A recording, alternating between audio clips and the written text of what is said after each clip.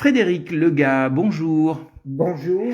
On est chez toi, à Beaumont-sur-Oise, parce que les gens le savent, je mets en avant les gens qui font des belles choses dans notre ville, les Beaumontois et les Beaumontoises qui font des belles choses, et toi, les gens le savent aussi s'ils fréquentent cette page depuis longtemps, tu es un auteur de livres de géopolitique et en même temps de sport, parce que les deux ne sont pas incompatibles. Tu as écrit, je le montre à l'image, le 3e tome, puisque là c'est l'actualité, même si c'était à l'automne dernier déjà, géopolitique du football, c'est chez Bibliomonde. C'est donc le 3e tome. On a déjà ensemble parlé au moins du 1er tome, celui qui était avant les guerres mondiales, le début de l'histoire du foot et de son instrumentalisation politique, son rôle politique, parfois malgré lui. Mais là, évidemment, l'idée c'est de parler de ce 3e tome, 1945-1991. Je précise que tu as scindé en deux la période puisque tu travailles à un 4e tome. Exactement. Non encore édité, qui parlera du foot en dehors du rideau de fer. La même époque, exactement, 45-91, mais partout ailleurs dans le monde. Voilà. C'est-à-dire ça couvrira l'Europe occidentale, donc l'Amérique du Sud, l'Asie, l'Afrique. Donc, énorme projet. On l'attend, j'imagine, pour l'automne également, oui, pour l'offrir à Noël. Alors, parlons d'abord de ce 3e tome, 1945-1991, sous-titré Derrière le rideau de fer. Alors, évidemment, là, le football devient un enjeu crucial pour la bataille qui est à la fois idéologique, politique, un peu économique et un peu militaire aussi, de la guerre froide. Tout à fait, oui.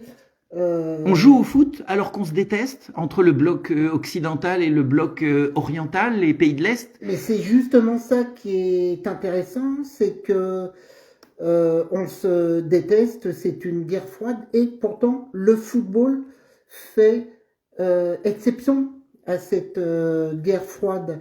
On s'affronte et il y a quasiment, sauf quelques cas dont je parle, mais il n'y a quasiment aucune interruption, aucun boycott dans le monde du football, entre pays de l'Est et pays de l'Ouest. Alors, est-ce que c'est parce que la passion sportive est plus forte que tout, plus forte que les oppositions idéologiques, ou est-ce que c'est parce que les deux blocs trouvent leur intérêt à organiser cette rivalité, cette guerre froide aussi sur le terrain sportif?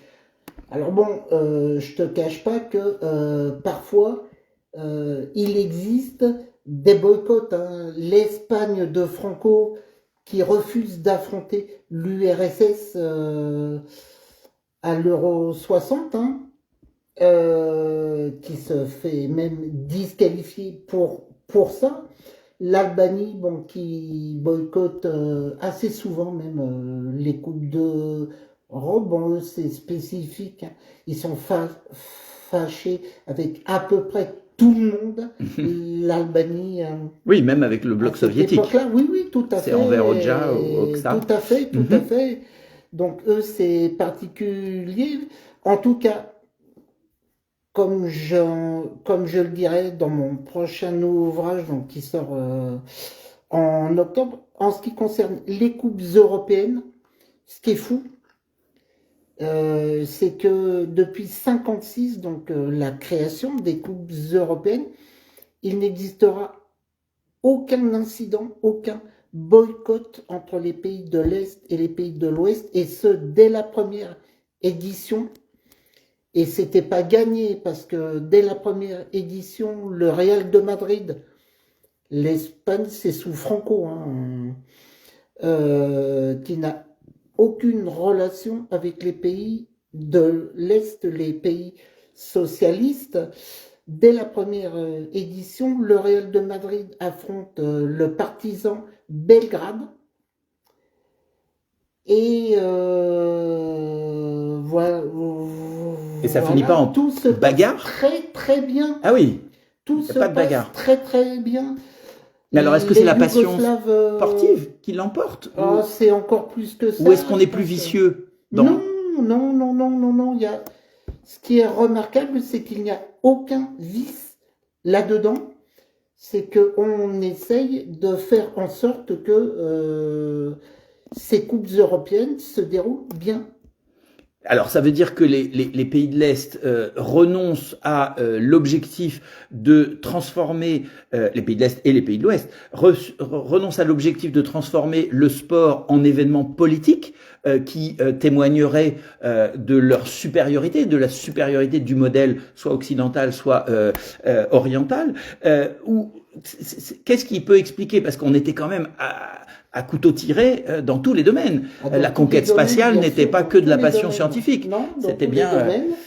Sauf le sport. Sauf le sport. On n'essaye pas de racheter les joueurs, on n'essaye pas de corrompre les matchs, on n'essaye pas de droguer ses sportifs, on n'essaye pas de voler ou d'intimider des joueurs adverses. Mais la réponse est oui.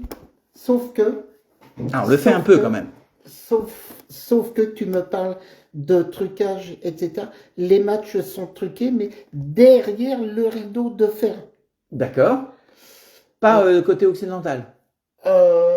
Les matchs peuvent être truqués, mais derrière le rideau de fer, c'est systématique. Ah. Donc il y a quand même du vice. C'est ce que je voulais dire. C'est politique. On fait semblant d'être fair play. Et en effet, donc la guerre froide se poursuit sur le terrain quand même. Oui, non, mais tout à fait. Oui, c'est un affrontement idéologique. J'irais même plus loin. L'URSS qui refusait avant la Seconde Guerre mondiale de se mêler au sport mondial. Il considérait, je cite, l'expression n'est pas de moi, il considérait que ce serait faire le jeu des conventions petits bourgeoises. Donc l'URSS, avant la Seconde Guerre mondiale, était complètement isolée du reste du monde en matière de sport. Avec la victoire de 45, ils comprennent que exister en matière de sport, c'est faire la propagande de leur politique. Bien sûr. Donc ils vont adhérer au CIO pour participer aux Jeux Olympiques. Ils se rendent compte que c'est là que va se faire la promotion de l'Homo Sovieticus. Bien sûr. Ils participent pour la première fois en 52 aux Jeux Olympiques d'Helsinki. Ils adhèrent à la FIFA je dirais en 51. Mm-hmm. Voilà, début des années 50, l'URSS et ses satellites, mais enfin bon, ces satellites existaient déjà avant de passer sous obédience communiste, mm-hmm. Mais l'URSS et ses satellites comprennent que le sport, c'est un des vecteurs, on va dire, de leur propagande. Mm. Eh bien, merci pour cette introduction passionnante à cette thématique. Je me disais, on est parti sur une série de 5 tomes, c'est bien ça? C'est bien 5 tomes. C'est énorme. C'est énorme. C'est un travail presque d'une vie, en tout cas d'un morceau de vie. C'est un morceau de vie, n'exagérons pas, c'est pas toute une vie non plus. Mais alors sur quoi tu vas écrire après? Un historien je commence à me le demander, ne peut pas se passer. Le 5e tome est déjà quasiment fini. Wow. Le 5e tome, c'est la géopolitique du football aujourd'hui du XXe siècle.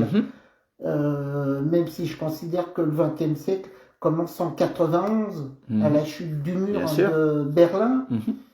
Donc, mais le 5e tome qui sortira là dans 2 ans et demi, enfin non, dans 1 an et demi, il est, je dirais, quasiment terminé. J'attaque la Chine, là, le football en Chine. Mais voilà. Alors après je commence à y réfléchir. Bon, j'ai quelques envies, quelques projets, toujours dans la géopolitique, je pense. Génial.